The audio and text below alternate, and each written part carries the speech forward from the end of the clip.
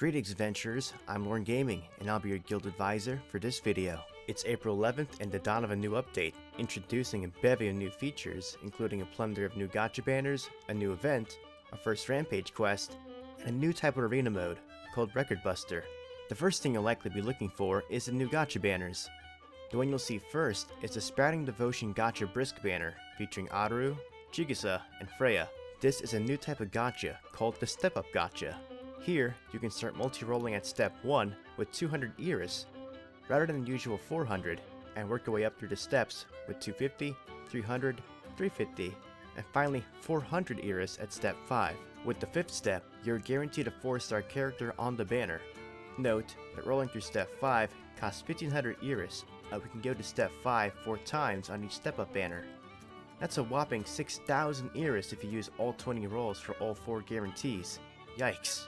Hope you save some Iris. The second banner is Sprouting Devotion Brave, featuring Oka rather than Aru. The steps work the same way. My advice would be to at least do the 200 Iris roll on each of the step up banners, since that's the price of one regular multi-roll, and depending whether or not you want Oka or Aru, decide on which banner you want to focus on. Here's a breakdown on the units.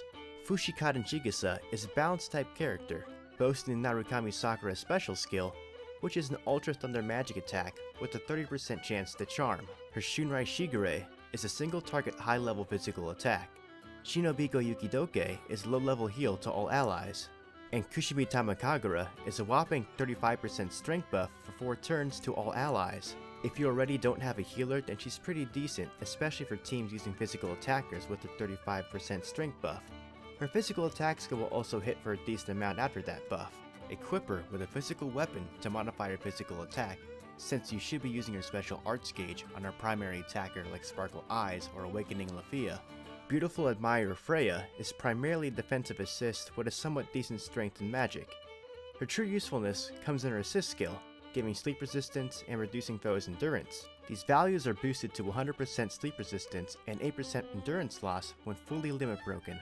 The new Aru is similar to the old one, but this one has a slightly higher strength and agility, giving him a slight edge in a War Games mirror match. The special arts is largely the same, but his skills are a little different.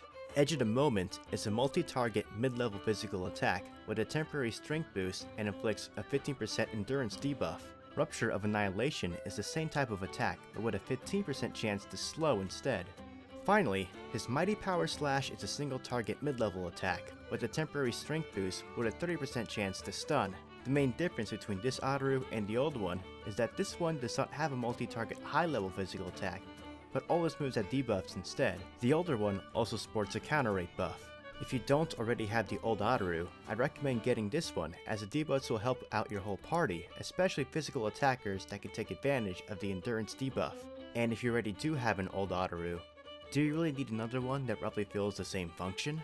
Next is Will of Iron Oka, a defense type character that has some pretty amazing skills. Spear of Absolute Bravery is a high level physical attack that scales off his current HP. This works hand in hand with Fair and Square, a skill that lets him cover allies from single target attacks for a turn and heals them 20%.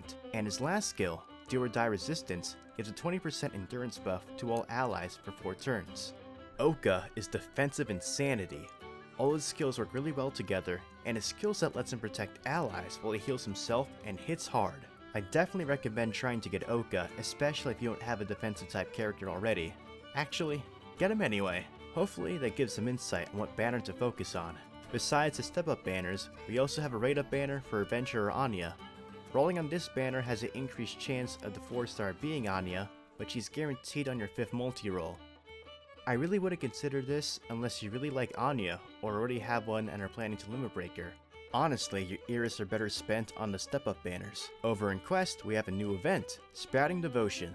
This event works similar to the Philbus event, where you will collect currencies while clearing through the quest, sometimes being gated to farm currency to advance further. However, in this event, you'll be able to farm for the new 3-star assist character, Naza. I'm actually a little bit too excited for this character because I've been following this game since the Japanese launch and been wondering why she hasn't been included in the game when we've had so many versions of other characters. No more complaining, the cute doggy girl of Miyako Familia is finally here. She's an assist character with high strength, but the draw to her is her assist skill, Child of the Midi-God, which gives their allies an 8% HP regen per turn. And if you obtain Uller Bonds by purchasing them in the event shop, you can Limit Breaker 5 times, increasing the HP regen to 10%. Hey, it looks like we finally got Rampage quest! In Rampage, you'll be able to make a Rampage group with 12 characters. You'll battle through floors and do quests with this group in order to obtain crafting materials to make various weapons and armor. The goal of this Rampage is to obtain materials needed to create the 4-star Knoble Dagger. Note that in the blacksmith menu under crafting, you won't be able to see what is available to make until you start gathering materials. During Rampage, your character's HP and MP is carried over throughout quests, but you are allowed to heal members 3 times a day. If your party is wiped, your progress is saved, and you can continue from that point. I will make a future video with more details about Rampage and crafting after I spend more time with it in-game. The last update is in the arena, the first ever record buster. In it, you'll assemble a party and fight an unwinnable battle against a boss. Your total score is affected by the difficulty you set, the total amount of damage you deal, and the amount of turns you last. Players are broken down into groups which are assigned randomly. You'll be ranked within that group. There are rewards based on your group ranking, score, and ranking among all players. Again, there will be a more detailed video on this later.